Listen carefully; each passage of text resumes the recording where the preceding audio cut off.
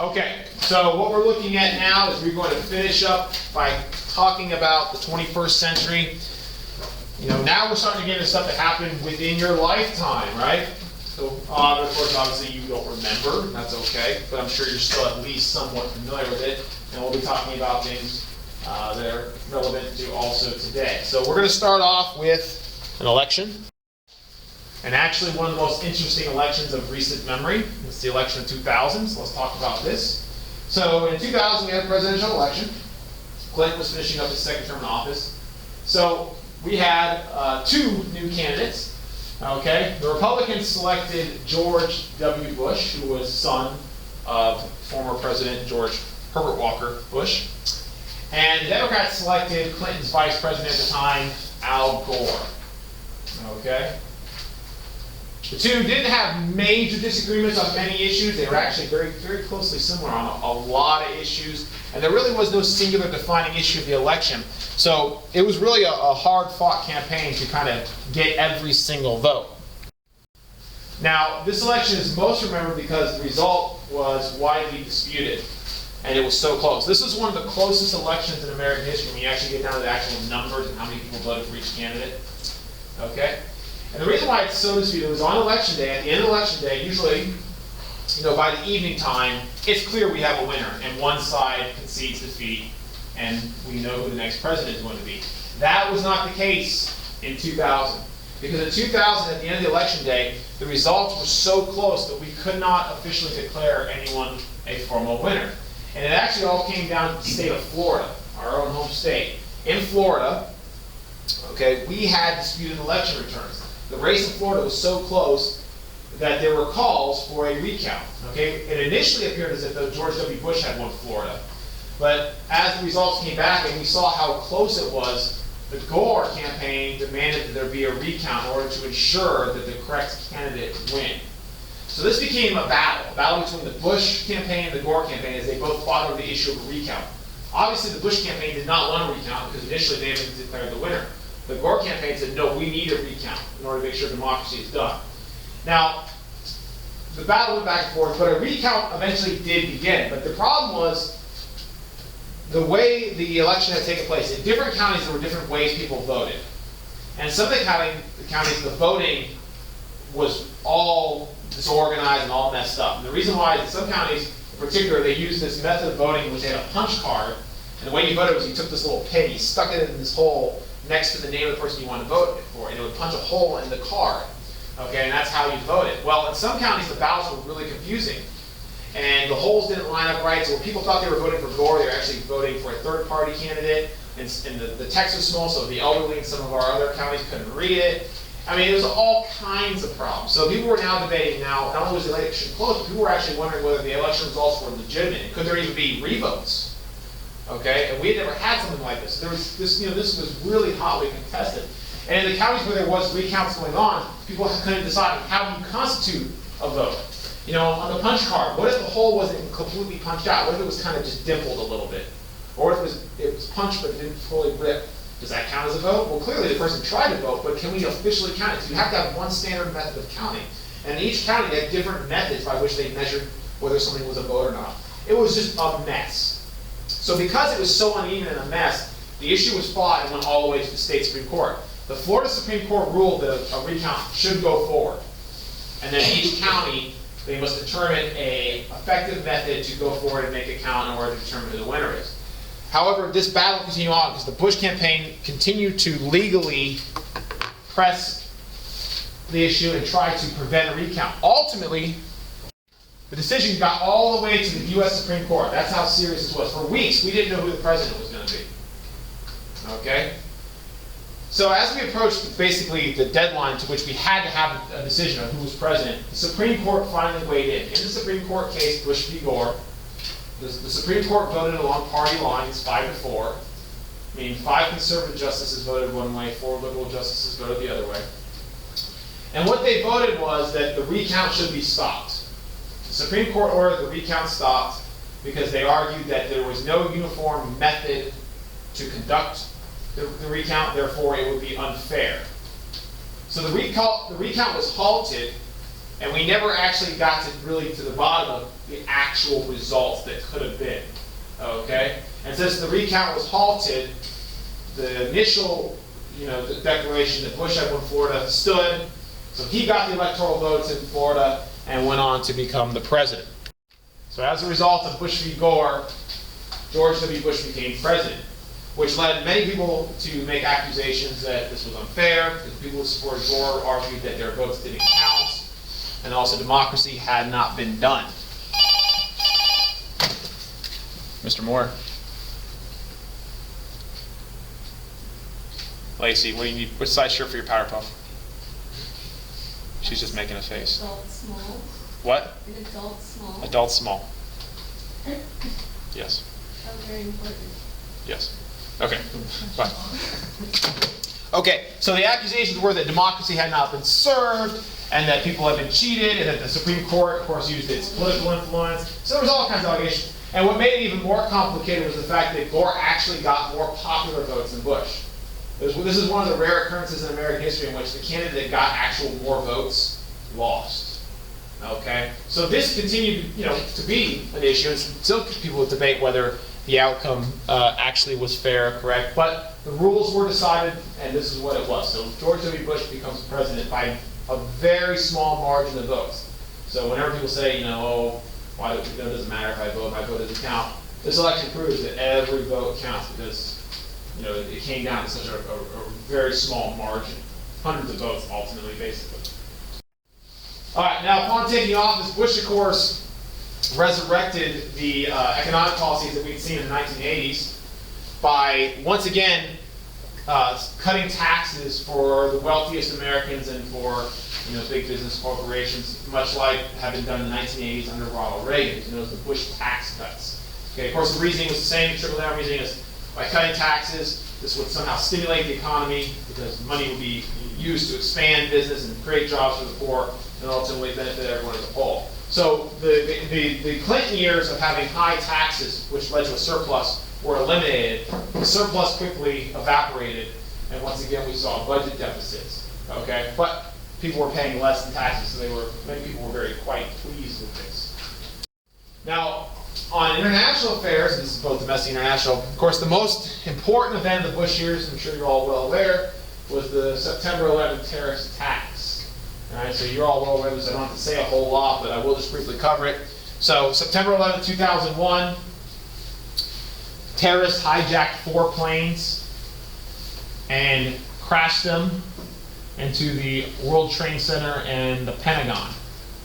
Okay, as you can see there, this caught us completely by surprise. Never had we in our wildest notion, believed that this could happen. This was the worst attack on American soil in our entire country's history. Okay, previously it had been Pearl Harbor, but now this was even worse. Over 3,000 Americans died in these attacks.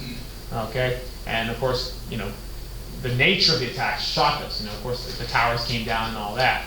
So the immediate inquiry was, what happened? Who did this? And there would be a full, investigation as to who did this and what should be done.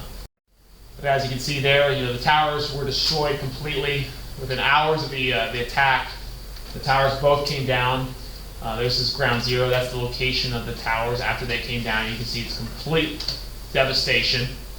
Okay, and it took, the fires were burning there for weeks. Rescue workers were there trying to dig out bodies and remains and things like that. But very few survivors were able to be pulled out of the wreckage. Yeah. How come people don't talk to the I don't know. I mean, the Pentagon got attacked as well. There it is. Probably because of the death toll. I mean, the majority of people who died on 9/11 died in the towers. The Pentagon also was not. We did not watch live on television of the Pentagon attack because the first tower was attacked. There was confusion as to what happened. We didn't know if this was an accident. We didn't know what happened. And of course, film crews were watching the tower burn. And then of course, we watched live. Those who were watching on television at the time watched as another jet on live television crashed in the second tower.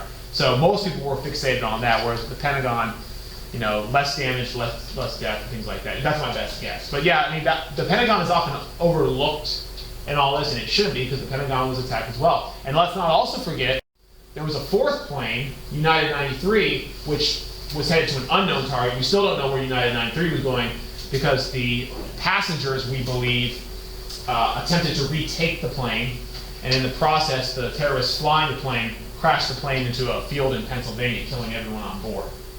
So who knows where that plane was going, but presumably it was going to another major target, maybe the Capitol building, maybe the White House, who knows. It did not reach its target. So ultimately, like I said before, about 3,000 people killed. And of course, the immediate reaction by Americans was one of shock, but then that, of course, turned to anger and revenge. We want to know who did this and what could we do to pay them back.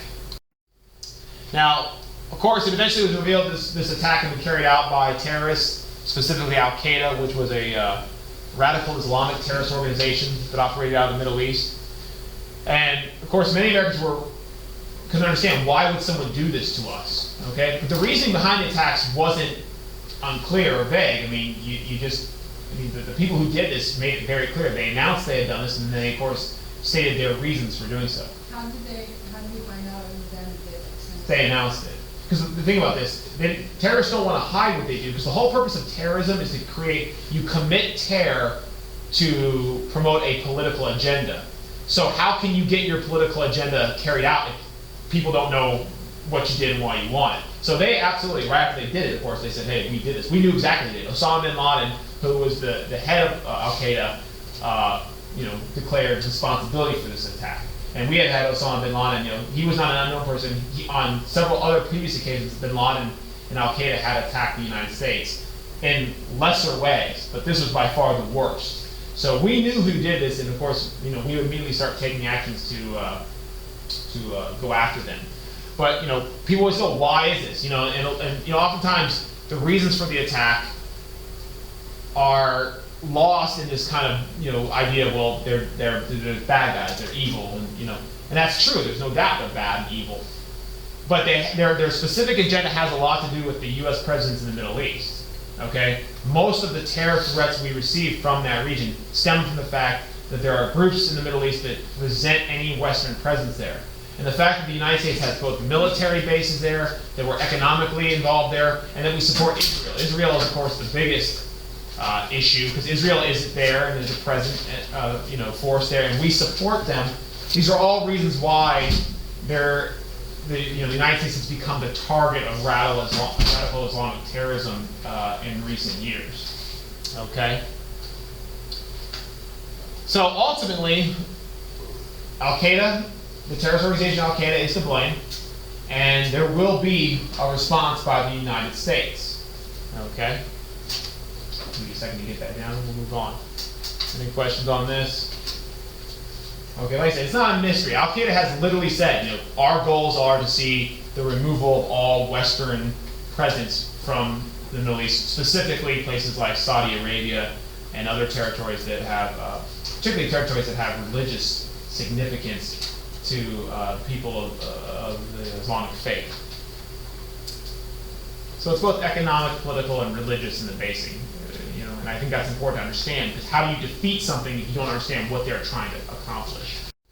All right, so as a result of the 9/11 attacks, of course, immediately President Bush declared that we would begin a war on terror. Now this is interesting, because we had declared war on things before, countries, but declaring war on terror, that we were declaring war on an ideology. We were saying we're going to declare war on terrorism itself. But terrorism doesn't have borders.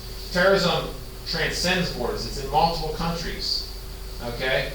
So this would be a very difficult, enemy to defeat, because it would involve us going into a lot of different areas. But President Bush made it clear that those who carried out these attacks and those who sympathized with them would be destroyed. All right?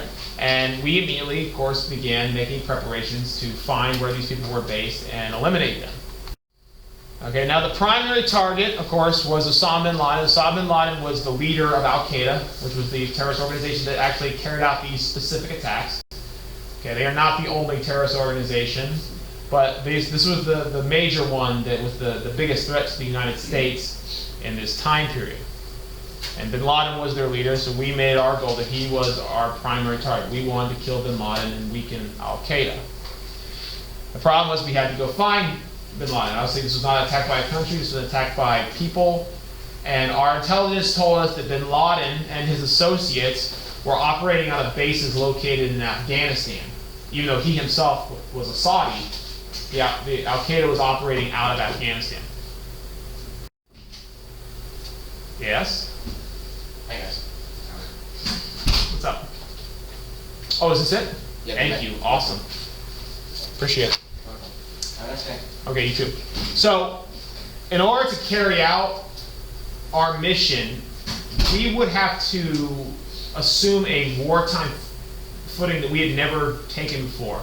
This becomes known as the Bush Doctrine. Now, the Bush Doctrine is really important because here's why. The Bush Doctrine takes the U.S. into foreign policy territory that we have never gone in our entire 200 plus years of history. Okay, so this is really important understanding how we were changing as a nation. Okay, the Bush Doctrine basically had two parts. Okay, and it wasn't called the Bush Doctrine at the time, but we have now since gone back and applied it and called it the Bush Doctrine. That's how doctrines kind of work. Sometimes you don't know a doctrine is in effect at the time, it takes hindsight. So the Bush Doctrine really has two parts. Part one is the idea that countries that harbor terrorists are as guilty as the terrorists themselves, and thus will share the same fate. If you're a country that allows terrorists to operate within your borders, we decided you must be destroyed as well as the terrorists. You're just as guilty because you allowed it to take place. Okay? That's part one. Yeah?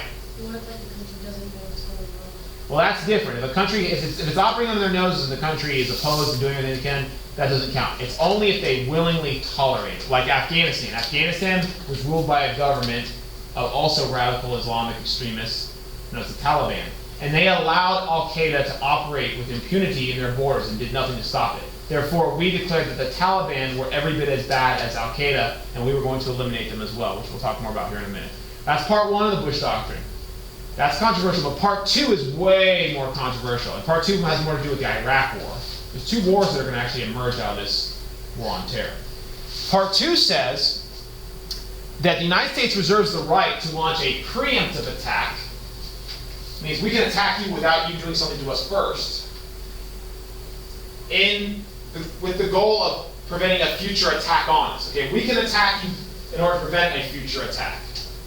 So if a country is a threat to us, or could be a threat to us down the road, we argue that we have the right to go in and deal with that before they could actually have the opportunity to attack us. And that will, of course, be later on the justification for our involvement in Iraq, is that we proclaim that Iraq has the potential to be an enemy. We're not going to wait for them to attack us. We're going to get them first, is the argument. So the Bush Doctrine really has two parts. One, states that harbor terrorists are the same as terrorists. Okay, two, the United States can preemptively launch an attack on any nation that presents itself as a threat to the United States. Okay? So that is what will become the basis of all of our wars during the Bush-era war on terror. Now, the most immediate application of the Bush Doctrine was the U.S. invasion of Afghanistan. Following the 9/11 attacks, we immediately took action to deploy troops to Afghanistan, where the Taliban government there, Taliban is the name of the government of Afghanistan at the time, the Taliban government there was allowing Al-Qaeda to operate within their borders. So our goal in Afghanistan was twofold. One, we were going to overthrow the Taliban and oversee the creation of a democracy in Afghanistan. And two, we were there to eliminate bases that Al-Qaeda were using. Okay, and of course in the process our hope was we were going to capture or kill Osama bin Laden. Okay? Now this turned into the longest war in American history. I have 2001 to present because even though major combat operations in Afghanistan have come to an end, we still have an American presence there. So as long as there are American soldiers there participating in some kind of conflict, I would argue that the war is still in effect, although it's to a lesser degree than it once was. Okay? So we deployed forces to Afghanistan. We were able to overthrow the Taliban government, so we did succeed in taking out the Taliban. And we did eliminate some bases of Al-Qaeda, but however, we never did at the time find bin Laden. Now the problem was, it was one thing to overthrow the Taliban, but it was a whole other thing to ensure that Afghanistan remained a stable, safe government. Because even after we overthrew the Taliban, we continue to face resistance from both the Afghan people who supported the Taliban, as well as other groups who came to the area as an opportunity to kill Americans. So Afghanistan became a very violent, dangerous place as conflict raged between various groups over control of the country, and the United States was there as well. So this was a very long, bloody conflict. Okay, this is just the beginnings of what we're going to get into in the war on terror. Daphne, I'll do that. All right, so what else were we doing to combat terrorism? Okay, we froze the assets of suspected terrorists so they could not get their money. That included Bin Laden. Bin Laden, had millions and millions of dollars. We went out to it, kind of found ways where he was hiding in the country. We froze that so he couldn't get it. We created a whole new agency, the Department of Homeland Security, which you've probably heard of. The Department of Homeland Security was created out of the 9/11 attacks as another government agency to help protect our security. And we passed laws that would give the federal government broader powers to investigate those suspected of terrorism. Things like the Patriot Act, which was a very controversial law. Okay? The Patriot Act expanded the powers of the government to investigate anyone suspected of terrorism, including things like wiretaps without a warrant. Normally to get a wiretap where you can listen on people's phone calls, you have to have a warrant from a judge in which you state what you think they're doing and why you can reasonably think they're involved in criminal activity. The Patriot Act said basically anyone who is just suspected of terrorism, that's enough to go after them, investigate them, listen to their phone calls, so on and so forth. But of course, in the process of doing this, many Americans obviously were targeted under these laws because Americans also could be engaged in terrorist activity. So while this was good for capturing, or finding terrorists and stopping terrorist plots, one of the arguments was that it was unnecessarily intruding upon American lives. Okay, 2 questions, go. Can the U.S. still freeze assets? Yes, absolutely. We do that. We work with our allies around the world routinely to do that. ISIS we've been doing that with. ISIS, we find their assets even in Europe and things like that. We will deny them their money. Do they have to have evidence, or can we just do it? Well, obviously, you would need the evidence to know whose money it was, and they of course try to hide that. But yeah, absolutely, yeah. But who decides who is potential terrorists? That's the question, right? It's kind of arbitrary. These agencies are the ones who are ultimately making the decision. And normally a judge, in normal circumstances, a judge would have to be the one who would have to make an informed decision whether you warrant enough risk to involve search of your house, wiretaps. But under the Patriot Act, the bar at which you could be investigated was lowered, that if you arbitrarily were like, well, you might be a terrorist, that was enough. Now you could be fully investigated. They could investigate anyone, just saying, oh, we thought we... In theory, you can investigate anyone you want as long as you just brought the word terrorism.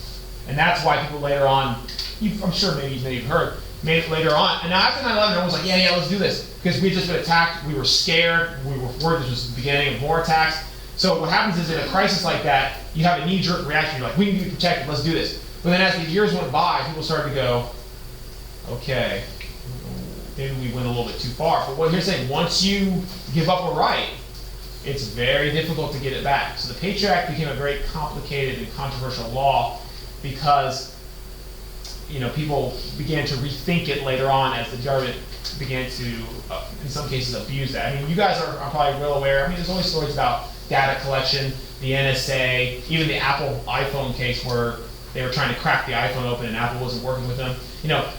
This is all created out of this. Our fear of terrorism led to this massive intrusion into Americans' lives. So to today, every phone call that takes place in the United States, data is literally collected on every single phone call you make, the duration of the call, who you called, and it's stored in a data center so that we can mine that data for connections to possible terrorism. But some people say they don't want their phone calls being having data collected. So this is the world we live in now because of terrorism. Yeah. Do they record your phone calls? They don't, as a rule, record every single phone call, but yes, many phone calls are actually recorded. Yes, that is true.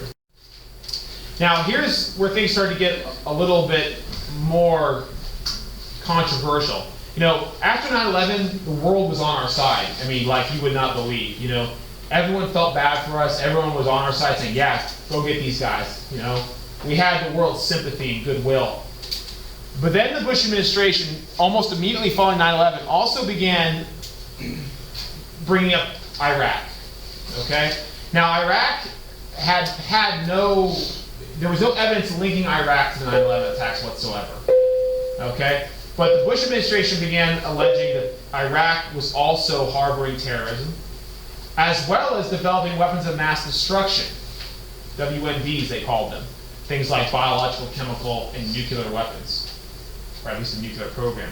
Now, over the 90s, weapons inspectors had gone into Iraq to make sure that they were not pursuing these weapons, but on occasion, Saddam Hussein would either cast them out or do things to kind of block them, and this led us to believe that something was up there, okay? And despite repeated bombing campaigns by the United States and an investigation, we believe they were up to something. So the Bush administration began making a case for an attack on Iraq, saying, one, they harbor terrorism like Afghanistan, and two, they are pursuing weapons of mass destruction. Colin Powell there, he testified, he was Secretary of Defense, he testified for Congress claiming that Iraq was pursuing these weapons, okay? Now, there was not as much support for a war against Iraq as there was in Afghanistan. In Afghanistan, it was clear, what had happened. We had been attacked. Afghanistan, the war was pretty cut and dry. We were going in to take, our vengeance on those who had attacked us. Iraq, however, on the other hand, it wasn't as clear. Iraq would have been an example of a preemptive strike. And the Bush administration was arguing we need to hit Iraq before they get weapons of mass destruction that can be used against us.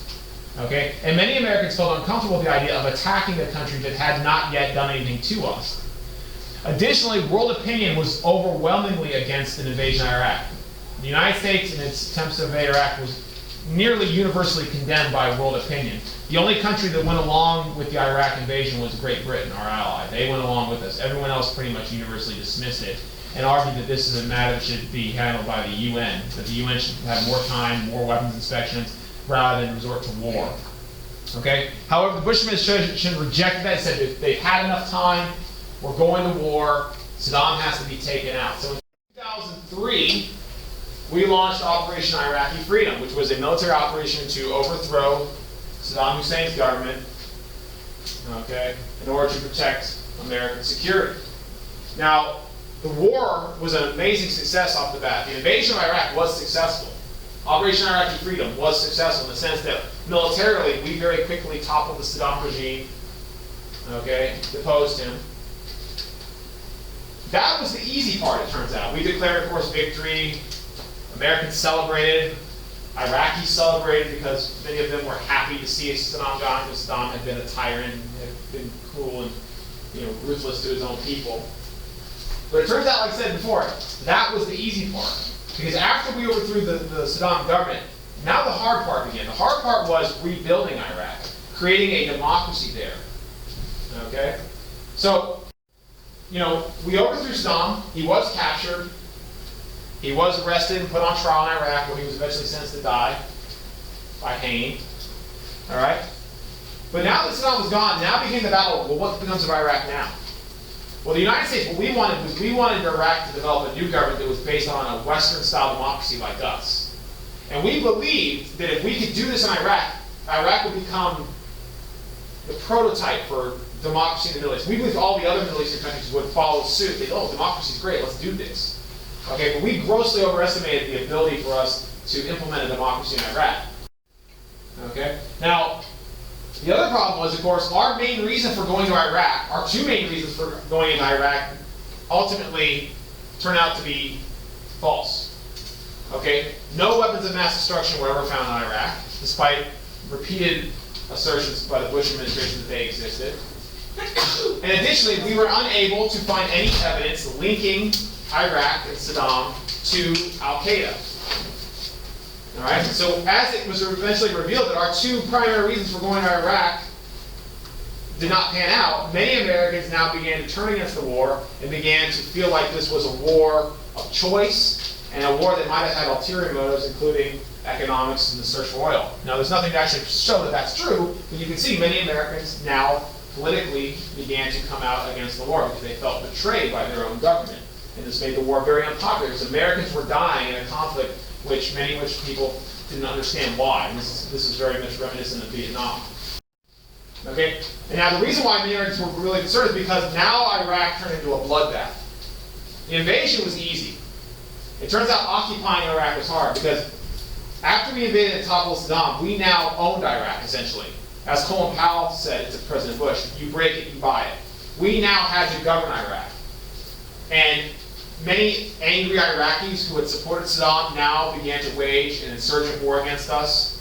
And even worse, thousands of jihadists came from the surrounding region for an opportunity to wage war against the United States, which they saw as a Western invader threatening their way of life. So Iraq turned into this debacle. It was a war zone where there were lots of factions that all didn't like each other and they didn't like us, and their goal was to do as much damage to us as possible. And they did this through waging insurgency, very much a guerrilla-style war. This was not regular warfare. Okay? They were doing roadside bombings, suicide bombings, assassinations, and Iraq became a very dangerous place. Very few people, Americans, were killed in the invasion. Thousands of Americans were killed during the occupancy, when we actually occupied Iraq. Even worse, of course, hundreds of thousands of Iraqis have died since Saddam was overthrown as a result of the instability in Iraq. And of course, today, in the instability in Iraq, we've seen ISIS created and also begin to seize ground, which is a whole new threat, which emerged out of the Iraq War. So the Iraq War really did not go the way we wanted. The war aspect went fine, but the aftermath, the attempt to create a democracy in Iraq has proved to be very, very difficult. And even today, Iraq is very much a dangerous, disastrous place in which bombings are routine. Okay? And of course, we took a lot of heat for doing this because this was our decision. Okay? Additionally, many people say, well, what about the people who we suspect of terrorism? In the war on terror, we routinely arrested people. And since we claimed that terrorists were not criminals, but yet they were enemy combatants, we oftentimes detained them in prisons like Guantanamo Bay in Cuba, which is our detention center where we keep suspects in war on terror. And since they aren't American citizens, we detain them without trial and without any rights. Okay, and this has led many people in the world to allege that this is a human rights violation, that we're indefinitely holding these people in jail, where during the Bush years we engaged in torture. We tortured these people. And people said, what you're doing, is wrong because you need to determine whether they're terrorists. If they're not terrorists, you need to let them go, at least have their day in court. But even today, Guantanamo continues to be a kind of a big issue because Guantanamo is still open. We still keep detainees there, some of which have been there for 10 years without trial. And of course, others have said, well, you know what? If they're terrorists, even though we don't know, we're going to say terrorists, they don't have the same rights as Americans. So Guantanamo Bay still today is a hot topic issue about whether we should keep it open or not, and whether what we're doing there is legal. Okay? And as I said before, in the years following 9/11, people began to have reservations about many of the laws we passed in order to allow us to go looking for terrorists, like the Patriot Act, because we saw a massive expansion of government surveillance on its own citizens, where today it's at its greatest peak, in terms of the amount of monitoring of our own people that's going on. So just these are the things that kind of resolve. Now, going back to the United States and the economy for another second. Towards the end of the Bush years, because Bush served 2 terms, towards the end of the Bush presidency, our economy began to show signs of trouble. And by 2008, we were in total free fall. Okay? This was the beginnings of what is known as the Great Recession, which was the greatest economic crisis in American history since the Great Depression. Big deal. All right? So we were on the verge of a terrible recession. Okay? The cause of which was many things, but one of the biggest causes was the collapse of the housing market. In 2008, started in 2006, but by 2008, the housing market had collapsed. Many houses had gone into foreclosure. Banks were not getting paid back, which caused banks to fail. And this just caused shockwaves throughout our entire economy, which really caused a lot of economic problems. Like I said, this is the biggest economic crisis since the Great Depression. That's why they call it the Great Recession. Okay? So we were in bad shape. Now, here's the thing. Now, President Obama worked with Republicans and oversaw a response to the recession. Now, the biggest threat we thought at this point was, as a result of the economic troubles, many of our big banks were on the verge of collapse. And I'm talking about our big, big banks. Okay? We were afraid that if these banks collapsed, just like with the Great Depression with banking, that the entire economy would go with it. So Republicans and Democrats got together and they put together an emergency measure called the stimulus package, or the bailout. That's what it's referred to as, the bailout. The bailout would be a $700 billion injection of money, tax dollars, We would take $700 billion of tax dollars money, and we would inject it into these banks in order to keep them afloat. The argument was by keeping the banks afloat, it would keep the economy afloat.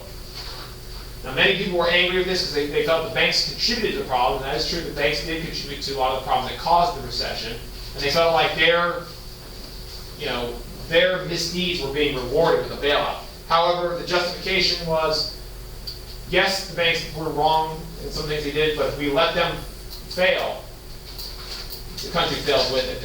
You've heard the phrase "too big to fail." Have you ever heard that phrase? If these banks were too big to fail, we could not allow them to fail because the stakes were too high.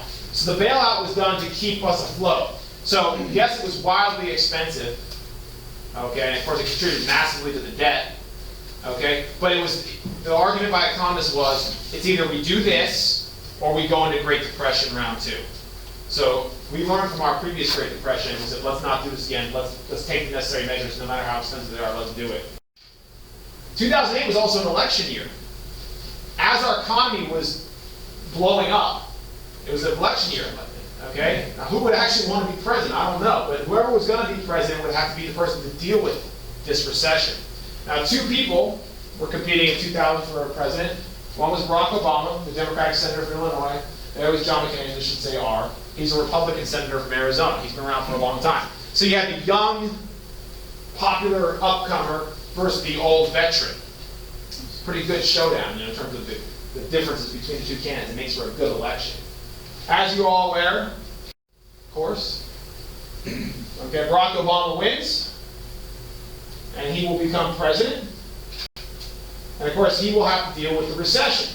Okay? Now, despite that, the economy will limp along. Now, I will say this. Following the bailout, we did start to see the economy, and I'm not talking about overnight, it starts to recover slowly. Okay? But over the years, over the last 5 and 6 years, the economy has had a steady improvement. So now we're at a point where the economy is on its best footing since before the Great Recession hit. Okay, so now the economy is actually doing very well. But it took time, slow improvement over the last 6 years.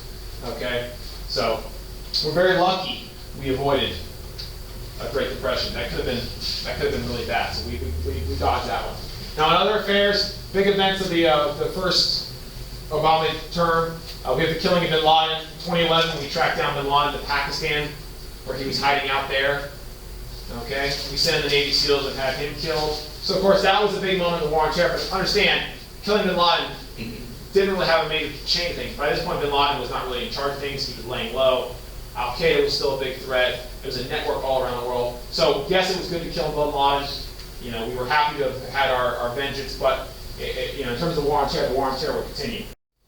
Okay, now the most important event domestically of Obama's first term, his signature achievement, I got to move this along quickly, was healthcare reform. The problem that Clinton had is still a problem now, is that many millions of Americans didn't have insurance. So President Obama made it clear that his goal, his first term, was to address healthcare, to get millions of Americans insured. So after much debate about what's the best method to do this, okay, eventually a law was passed, known as the Affordable Care Act. The Affordable Care Act, also known as Obamacare. Okay? This was a law designed to expand health care coverage for Americans who did not have health care. And I just got to be real brief because we need to finish up.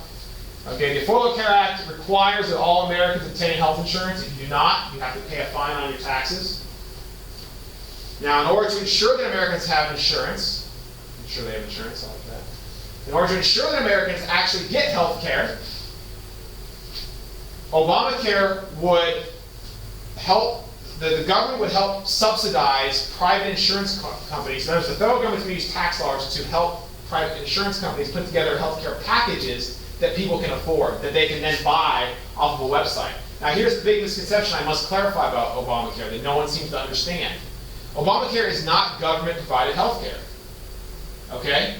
You still get your healthcare from a private insurance. You get Blue Cross, Blue Shield, Cigna, or whatever. All Obamacare does is the government helps pay for the creation of healthcare programs or policies that people who don't make a lot of money can hopefully afford. They subsidize. It's called risk sharing. People who can actually afford healthcare, people who are well off, will pay a little bit more in taxes and their premiums in order to help the poor actually get health care. Okay? So that's really the big deal. Now, there's more to it now. That's the major deal. You gotta have health care. If you don't have health care, go here and get it for a reduced price. Now, the other components are, these are the less controversial components, because many Americans thought this was controversial because, one, they said, you can't tell me I have to have health care, and two, I don't want to pay for other people's health care. That's what made that controversial. These other points were less controversial. It made so insurance companies can't deny you insurance if you have a pre-existing condition. So like, let's say you have a heart defect. In the past, companies would go, we're not giving you insurance, because you might drop dead, and then we're going to have to pay millions of dollars to your family. Can't do that anymore. If you have a pre-existing condition, you still get to get insurance. You have to. They make it so you have to. Expanded Medicare and Medicaid, which was health coverage for our elderly and our poor, so it made it more accessible for them. Millions of Americans got health care because of this. And this is the biggest one for you guys, take note. You can stay on your parents' insurance until you're 26 now. So you can stay on your parents' insurance for a long time, through college and even after. Okay? And those transition years when you're trying to get a job and get health care on your own. Yeah. What was it before? Well, before it was dependent upon the policies, but a lot of times they would allow you, some companies would allow you to stay through college, as long as we're up to like 22 or 23 or something like that. But it depended. Now it's like a law. You have to go to 26. So that's very beneficial to young people. And by the way, the group of people that most benefit from the ACA are young people. Because young people, they think they're invincible. When you're 18, 19 years old, you're like, I'm not going to get sick, I'm not going to hurt. So they go, I'm not going to get insurance. And the problem is people were getting sick and getting hurt. What they would do is they'd go into the emergency room. They were getting services that cost thousands of dollars, and they were walking out on the bill. Now, here's the thing, and pay attention please. If you walk out on the bill, it's not like no one pays. What ends up happening is these companies, if they don't get paid, what they do is they raise everyone else's rates, and we end up paying for those people. So, people were still getting health care. It was just we were all paying a much higher price for it. The idea behind the ACA is this will give everyone insurance, and it'll be, hopefully, in theory, a lower rate. It remains to be seen how effective it is. However, a lot of early indicators show that healthcare costs for many people have gone down, others it's gone up. So it's a mixed bag. Okay, I'm not going to finish. The last two things, gay rights, you guys lived through this, you've seen a lot of that. The Obama Doctrine, which basically says we're going to reach out to former enemies and we're going to try and repair our relationship. The two biggest examples of the Obama Doctrine are Cuba and Iran, where we've reached out to them. Of course, under Obama, we have continued the war on terror. We've drawn down in some areas, but we've increased it in others through bombings like Predator drone strikes that you see there. We daily bomb targets with Predators and kill many people. So the war on terror is still very much, including we've launched over 1,000 bombing missions on ISIS. So we're still very much involved in the war on terror. So don't think that's over. It's not over.